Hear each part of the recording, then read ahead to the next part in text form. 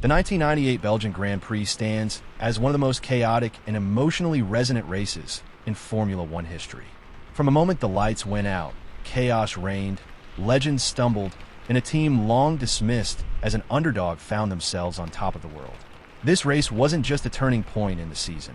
It was a statement about resilience, opportunity, and the unrelenting will to win. And at the center of it all was Damon Hill, a former world champion who had once been counted out, and a team in yellow that dared to believe they could do more than just survive in Formula One. Before diving into the events of that historic afternoon at Spa Francorchamps, it's important to understand the emotional and competitive context leading into that race. Damon Hill was no longer the golden boy at Williams. After clinching the 1996 World Championship in dominant style, he spent an unremarkable season at Arrows in 1997, a team with limited resources and virtually no realistic shot at winning. That alone might have convinced many champions to walk away, satisfied with what they had achieved. But Hill wanted more. He knew he still had something to offer, not just as a driver, but as a competitor who could lift a team. So when the opportunity came to join Jordan in 1998, a team with promise but no wins, it was a gamble for both sides. Jordan had never taken a victory in Formula One. They were spirited, passionate, and occasionally fast, but they were never a consistent threat at the sharp end of the grid. Hill knew that, but he also saw something in that garage, a desire to change the narrative. He understood that in order to shift Jordan from being a midfield participant to a genuine contender, they needed belief. Not hope, not luck, belief. And that was something Hill carried with him into every race weekend. The season did not begin well. Jordan were nowhere in the opening rounds.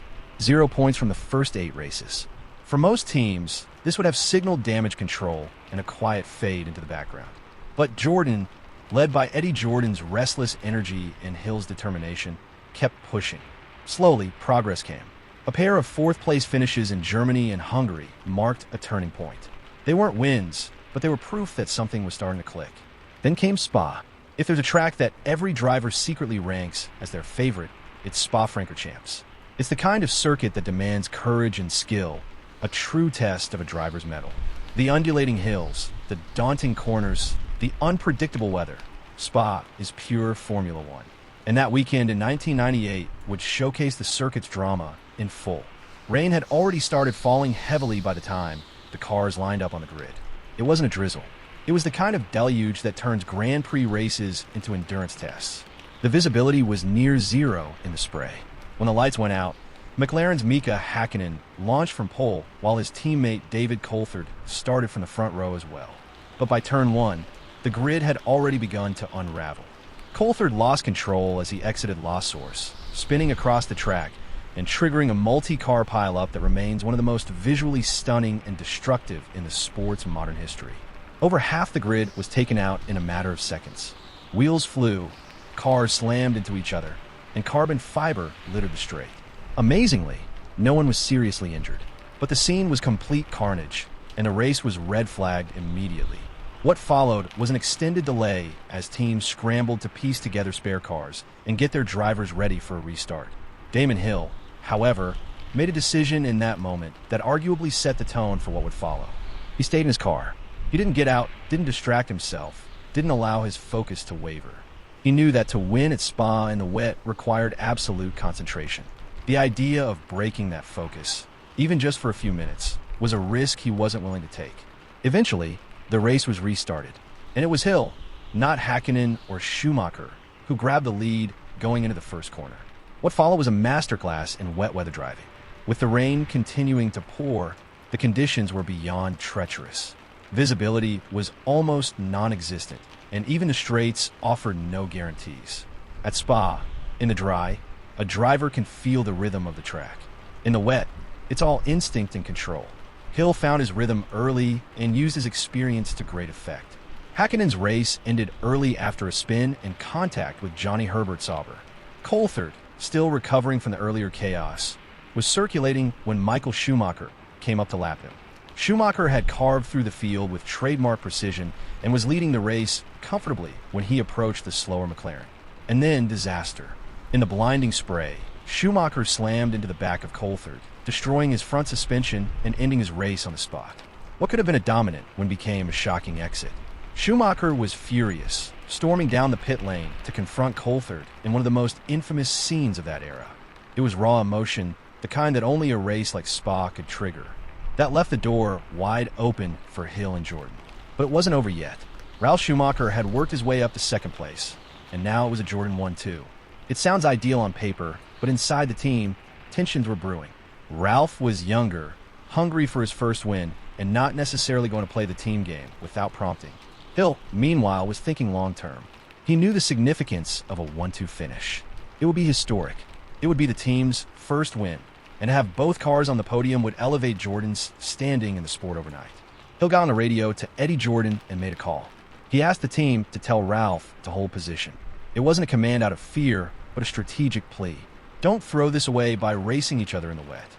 Don't risk everything for pride. There's too much at stake. To Eddie's credit, the message was passed on, and Ralf held station. Whether it was strictly obeyed or merely acknowledged, the result held. Hill led home a famous 1-2 for Jordan. It was emotional, it was unexpected, and it was deserved. For Hill, the win meant more than just another trophy. It was a validation. He had left a championship-winning team, been written off, and now stood back on the top step of the podium in the colors of a team that had never been there before. It proved to him and the world that his success wasn't circumstantial. He had the grit, the skill, and the vision to lead a team to victory.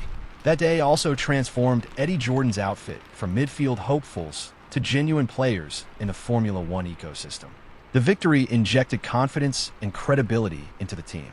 It opened doors for better sponsorships, better talent, and laid the groundwork for the 1999 season where they would challenge for even more. Decades later, the legacy of that race continues to resonate. In 2024, Eddie Jordan passed away at the age of 76. Tributes poured in from across the motorsport world, and that win at Spa was a cornerstone in the memory of what Jordan brought to Formula One. He was unconventional, a showman, a risk-taker, but he was also a racer at heart, and that victory embodied everything he stood for. Meanwhile, Damon Hill recently reflected on his own journey during the filming of a documentary about his career. That moment in Spa features heavily, not just for what it meant on paper, but for how it felt. The stress, the unpredictability, the sense of accomplishment, it was all there.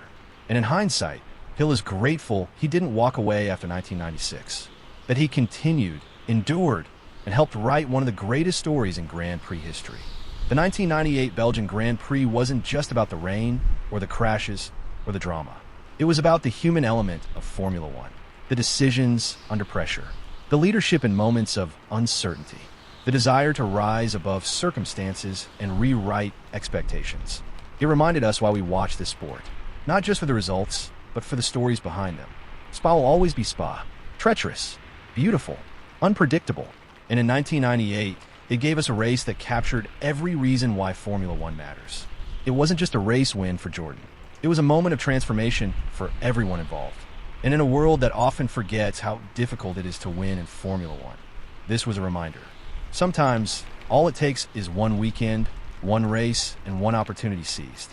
As we look back from the present, where teams fight over milliseconds and strategies are driven by data, the 1998 Belgian Grand Prix reminds us that courage, instinct, and resilience still have their place in this sport. It's what makes F1 more than just technology. It's what makes it human. And in a stormy corner of Belgium, that humanity shone through with every lap, every decision, and every heartbeat. If you found yourself learning something new today or seeing a familiar race through a deeper lens, then I invite you to subscribe.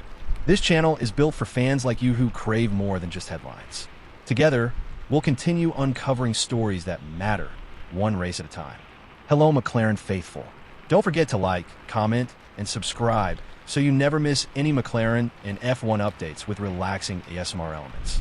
Your support helps this incredible community grow stronger every day, and it's a small effort that goes a long way. Even if you can't contribute in other ways, it's completely free to subscribe, like, and turn on notifications to keep the conversation going and share our passion for McLaren and F1. Your support helps keep the community thriving. Thank you for being part of McLaren Faith.